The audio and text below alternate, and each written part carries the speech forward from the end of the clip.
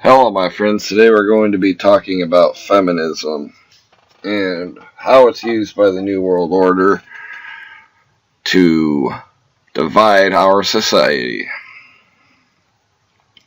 It all started with Adam Weishaupt, the founder of the Illuminati, which was real and is real to this day. Just do your own research, I beg you. I'll eventually make videos with proof that they're around, but I encourage you before I make this video to do your own research. But feminism is used by the New World Order as a means to divide our society and make men think that they're inherently bad for being men.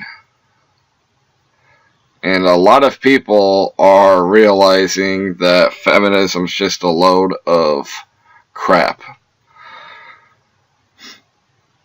And it's good to see, but the feminists are really trying to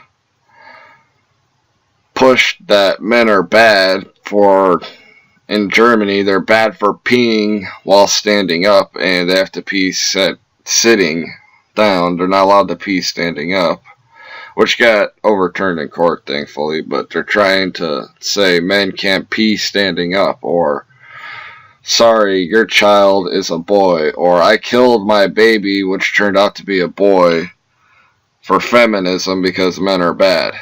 Yeah, a woman killed her baby for feminism because she viewed men as inherently evil, and she couldn't be giving birth to one of those evil men. You don't believe me? Look that up for yourself. It's a true story. It's a sad story that someone would kill their child because they're turning out to be a boy. Society is crazy. Here's where it started. The Illuminati, 1776, writing up plans to further divide society and brainwash society. They wrote up plans on how they would use the media and the educational system to control the propaganda and information that would come out of both. And this is all written documents you can go look up for yourself. I'm not lying to you or bullcrapping you.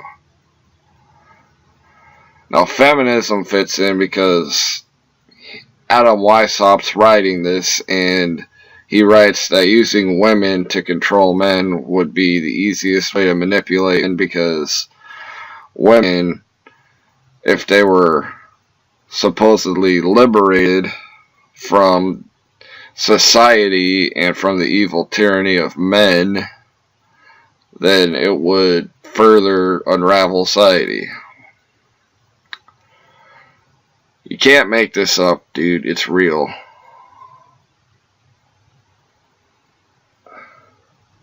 It's crazy. And why do they want to do this? Because if they can drive a wedge in society and make real men think that they're bad for being men, then they can manipulate men and turn them into spineless cowards who don't have a backbone. Jump forward to the 1960s. The programming subtly starts on TV through TV shows or through cartoons or sitcoms or what have you, up into the modern day. If the woman ain't happy, nobody's happy, and you gotta do whatever the woman says. A lot of the modern day feminist leaders are actually funded by the CIA, which is, I'm not making up, 100% true. Gloria Steinem, really the mother of the feminist movement today, is part of the CIA. She is funded by the CIA and is an asset of the CIA. Why would the CIA, why on earth would they be funding feminism, you ask? It's quite simple. Men are biologically, most men are biologically designed to try to attract women and make women happy so the woman will be with them and they make... Anyway, so if you could use women to control men and make them think they're bad, then men are more likely to listen to women, and it'll further drive a wedge between women treating men like crap and men getting frustrated and freaking out on their women. It'll drive a wedge between them and further unravel society. And pretty soon you won't have a family structure in America anymore. We're already seeing the family structure in America being dissolved. And society will be much easier to control, divided and angry and unraveled. Their whole creed is order out of chaos. This is just one method of the chaos. If you don't believe me, look it up for yourself. New World Order and Feminism. The new wave of feminism started in the 1960s.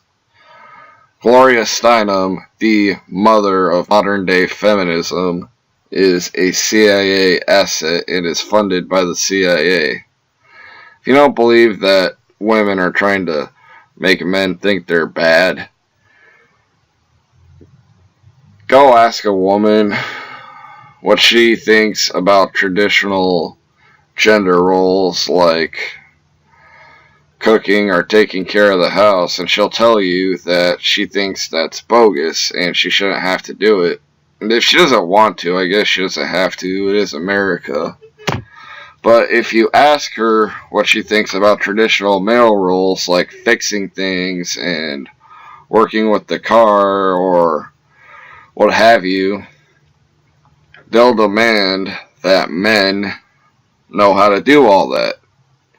I know because my friend has a son with his ex and she does not take care of the kid.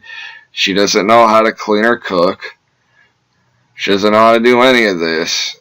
But yet, the ceiling fan was loose and going crazy and she demanded that my friend know how to fix this ceiling fan and do all this, but she shouldn't have to be able to do anything. I witnessed it, okay? That was kind of a funny adventure, but I won't go into that. Anyway, I witnessed it. I lived it. I see it to this day. If women don't want to have to clean or cook, that's fine. You don't have to, but don't demand that men know how to do all these traditional things when you don't want to know how to do traditional things. And I'm not being sexist, that's just how it is. And a lot of women are going to be mad at me for saying that. But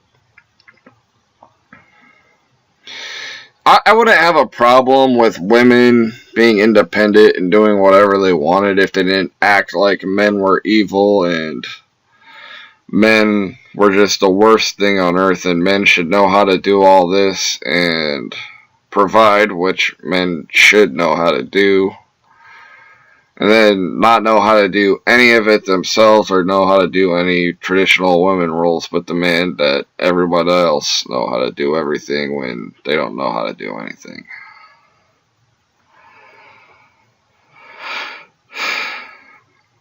They're trying to say now that men can mentally rape a woman. You can look that up too. No joke. Women are trying to say men can pre-rape them with their mind. Feminism is getting crazy. Know where we need actual women liberation? We don't need it in the U.S. Women make just as much as men if they do the job right and do the same work. Women aren't stoned or beat for driving a car like they are in the Middle East. What we need to do is not go to war and interfere with the Middle East, try to get women in the Middle East to stand up for themselves so they don't have to get their backs lashed with a whip for driving a car 50 times, or be stoned to death for showing the skin of their ankles. This is happening in the Middle East, in countries like Saudi Arabia, Iran, and other places. Why is there no outcry for those women, but women in America are so horribly oppressed? Why is there no outcry for women in the third world countries who get raped by either gang members or religious jihadists or low-life thugs? Why is there no outcry for them, but women who don't get paid for not wanting to break a nail are horribly oppressed, while there is no outcry for these women in the third world countries who get horribly raped by jihadists and beat and murdered? No outcry in the media for them. But men in America, you're just so sexist, you don't want to vote for Hillary Clinton. You think women should know how to do things. But there is no outcry for these actual victimized women who die because they show part of their ankle, or who are raped and sent to prison because they committed adultery, or they're raped because gang members control their country, like let's say in the third world Central American countries with the drug cartels. There is no outcry for them. I want you to think about that, feminists. Think about that. If America's so bad, why are you able to do what you're able to do, get your message out there, but in the Middle East, women are killed for much, much less? I want you to think about that, and I want to ask you why there is no outcry for them. This has been Andrew talking to you about feminism. God bless every one of you.